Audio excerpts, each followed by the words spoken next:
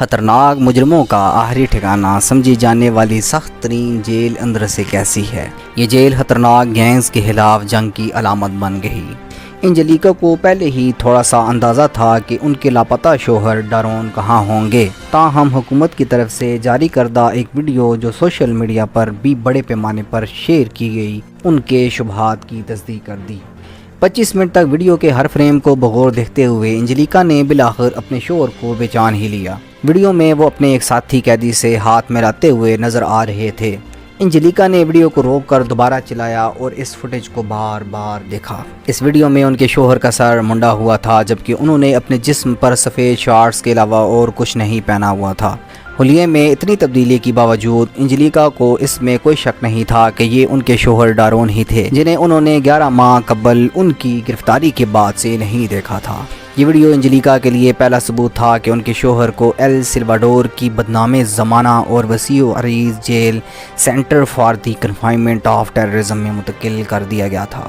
اس jail کا افتتاح رواں برس جنوری میں ملک کے صدر نائب بکیلے نے دارالحکومت سان سلواڈور سے 74 کلومیٹر جنوب مشرق میں واقع ٹیکولوکا نامی علاقے میں کیا تھا۔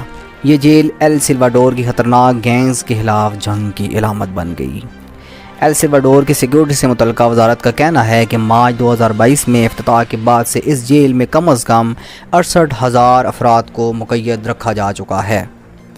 سلواڈور میں ایسے ہزاروں شہری ہیں جن کے رشتہ دار گزشتہ کئی ماہ سے زیر حراست ہیں، مگر انہیں رشتہ داروں کو ان کے متعلق کوئی خبر نہیں۔ یہ لوگ انجلیکا کی طرح ویڈیوز یا تصویروں میں اپنے رشتہ داروں کو تلاش کرتے ہیں۔ جن کے رشتہ دار کم سیکیورٹی والی جیلوں میں بند ہیں، وہ جیل کی دیواروں میں بنے چھوٹے سوراخوں سے جھانک کر اپنے پیاروں کو تلاش کرنے کی کوشش کرتے ہیں۔ یہ جیل 57 ایکڑ رقبے پر بنائی گئی ہے، جہاں قیدیوں پر 24 گھنٹے بلا تعطل نگاہ رکھی جاتی ہے۔ صدر بکیلے کی گینگز کے خلاف مہم کی وجہ سے اس وقت ملک میں ہنگامی حالات ہیں، تاہم دوسری جانب گینگ کی کارروائیوں سے تنگ عوام میں یہ مہم بہت مقبول ہے۔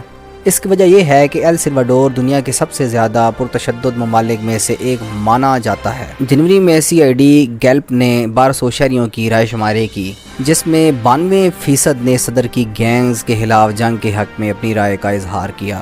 لوگ صدر بکیلے کو اس وجہ سے بھی پسند کرتے ہیں کیونکہ ان کے اقتدار میں آنے کے بعد قتل کی وارداتوں میں زبردست کمی آئی ہے۔ ملک کے بہت سے شہری اس تبدیلی کو مانتے ہیں، خاص طور پر ان علاقوں میں جو پہلے جرائم پیشہ گروہوں کے زیر کنٹرول تھے۔ یہ گروہ شہریوں کو خوف میں رکھتے تھے، یہ عام لوگوں کو دھمکی دیتے تھے، دیکھو سنو مگر منہ بند رکھو۔ لیکن اب عام شہری ایسے علاقوں سے بغیر کسی تشدد کے خوف کے جا سکتے ہیں۔ اس جیل کے قید خانوں میں نہ تو کوئی کھڑکی ہے، نہ ہی کوئی پنکھا۔ ایل سلواڈور حکومت کا کہنا ہے کہ اس جیل میں 40,000 قیدیوں کو رکھا جا سکتا ہے، جن میں خاص طور پر 2 حریف گروہ مارا سلواٹروچا اور بیریو 18 کی صف اول کے گینگسٹر شامل ہیں۔ ان دونوں جرائم پیشہ گروہوں کے درمیان جاری جنگ کی وجہ سے ایل سلواڈور میں کئی دہائیوں سے دہشت گردی اور خونریزی مچی ہوئی تھی۔ متعدد درخواستوں کے باوجود BBC کو اس جیل تک کی رسائی نہیں دی گئی، تاہم حکومت کی طرف سے جاری کردہ معلومات، میڈیا کی طرف سے شیئر کی گئی ویڈیوز اور تصاویر، جیل کے افتتاح سے قبل اس کا دورہ کرنے والے افراد، ایل سلواڈور کے حکام کے ساتھ انٹرویوز اور جیل کی تعمیر میں شامل ایک انجینئر کی جانب سے نام ظاہر نہ کرنے کی شرط پر دی گئی معلومات کی بنیاد پر BBC نے جیل کی تصویر کشی کرنے کی کوشش کی ہے۔ اس جیل میں مجموعی طور پر 256 قید خانے سیل ہیں، جن میں قیدیوں کو رکھنے کی گنجائش 40,000 کے لگ بھگ ہے۔ یہاں موجود قیدیوں کو دھات کے تخت پر سلایا جاتا ہے، جس پر کوئی کپڑا یا گدا نہیں ہوتا۔ قیدیوں کے پاس سونے کے لیے بستر کے نام پر فقط دھات کی ایک پلیٹ ہوتی ہے اور اس پر بچھانے کے لیے کچھ بھی نہیں ہوتا، یعنی دھات سے بنا ایک سیدھا تخت ہوتا ہے جس پر وہ سوتے ہیں۔ جیل کے سیل ہیرے کی شکل کی جالیوں سے بنائی گئی ہیں، جن سے سیکیورٹی اہلکار 24 گھنٹے قیدیوں پر نظر رکھتے ہیں۔ جال ٹھوس دھات سے بنائی گئی ہیں تاکہ کوئی قیدی ان سے جھول نہ سکے۔ قیدیوں کو کپڑے دھونے کے لیے ہر سیل میں 2 واش بیسن کی سہولت فراہم کی گئی ہے، جبکہ ہر سیل میں بغیر کسی پردے کے 2 بیت الخلاء بھی ہیں۔ ایل سلواڈور میں سارا سال موسم گرم، مطروب اور حبس والا رہتا ہے، مگر اس کے باوجود ان قید خانوں میں کھڑکیاں، پنکھے یا ایئر کنڈیشنر نہیں ہیں۔ حکام کے مطابق قیدی صرف اپنے کیسز کی آن لائن سماعت یا قید تنہائی کے دوران قید خانے سے باہر آ سکتے ہیں۔ اس قید خانے میں ہر قیدی کے لیے کتنی جگہ ہے اس بارے میں معلومات نہیں ہیں۔ BBC منڈو کی طرف سے دیکھے گئے جیل کے تعمیراتی منصوبے کے مطابق ہر قید خانے کی پیمائش 7.4 میٹر بائی 12.3 میٹر یا 91.2 مربع میٹر ہے۔ ان قیدیوں کو کسی صورت جیل سے باہر نہیں لایا جاتا، یہاں تک کہ ان کی کیسوں کی سماعت بھی آن لائن ہوتی ہے۔ ایک سیل میں قیدیوں کی کل تعداد کے مطابق ہر قیدی کے لیے 0.58 مربع میٹر جگہ دستیاب ہو سکتی ہے۔ ریڈ کراس بین الاقوامی معیار کے مطابق مشترکہ قید خانے میں ہر قیدی کے لیے کم از کم 3.4 مربع میٹر جگہ تجویز کرتا ہے۔ ایل سلواڈور کے حکام نے کہا ہے کہ وہ توقع نہیں کرتے کہ اس جیل کے قیدیوں کو کبھی رہائی دی جائے گی۔ فی الحال یہ واضح نہیں ہے کہ اس جیل میں کتنے قیدی ہیں۔ حکام نے 2 بار یہاں قیدیوں کی منتقلی کا کھلے عام اعلان کیا ہے۔ ہر بار 2000 قیدیوں کو یہاں لایا گیا ہے۔ حکام کا کہنا ہے کہ جیل میں تفریح کی جگہ نہیں ہے اور نہ ہی کسی خاندان کے فرد کو جیل کے اندر جانے کی اجازت ہے۔ یہ قیدیوں کے حقوق کے حوالے سے بین الاقوامی اصولوں کی خلاف ورزی ہے۔ اس جیل میں قید ہونے کا کوئی معیار واضح نہیں کیا گیا اور یہ بھی نہیں معلوم کہ یہاں کسی نئے قیدی کو رکھا گیا ہے یا صرف دیگر جیلوں کے قیدیوں کو منتقل کیا جا رہا ہے۔ جیل کے اندر قیدیوں کو کس طرح کھانا دیا جاتا ہے یا ان کی دیکھ بھال کی جاتی ہے، اس بارے میں زیادہ معلومات دستیاب نہیں ہیں۔ باورچی خانے، ڈرائنگ روم، دکان یا صحت کی سہولت کی کوئی معلومات یا تصاویر شیئر نہیں کی گئیں۔ حکام کا کہنا ہے کہ جیل میں جدید ترین حفاظتی انتظامات ہیں۔ داخل ہونے کے لیے سکیننگ سسٹم، جدید ترین ہتھیاروں کے علاوہ نگرانی کا ایک وسیع نیٹ ورک موجود ہے۔ تشدد کی روک تھام سے متعلق اقوام متحدہ کی ذیلی کمیٹی کے سابق رکن میگوئل سارے نے BBC کو بتایا ہے کہ یہ جیل کنکریٹ اور فولاد کا ایک گڑھا ہے جو سزائے موت کے بغیر لوگوں کو مارنے کی کوشش ہے۔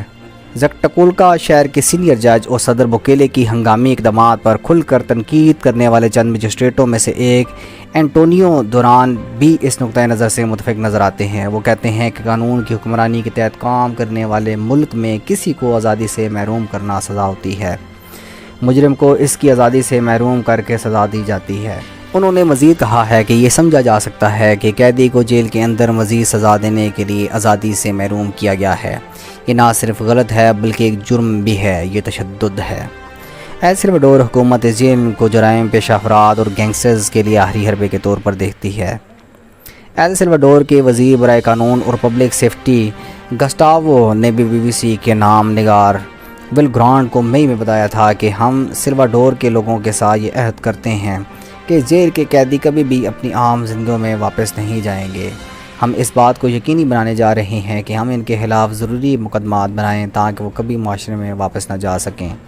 انہوں نے کہا، ہمارے لیے یہ جیل انصاف کی اب تک کی سب سے بڑی یادگار کی نمائندگی کرتا ہے۔ ہمارے پاس چھپانے کے لیے کچھ نہیں ہے۔ 3 ماہ قبل یعنی مئی 2023 میں صدر نائب بوکیلے کی جانب سے دیا گیا ایک بیان اس نقطۂ نظر کی تائید کرتا محسوس ہوتا ہے۔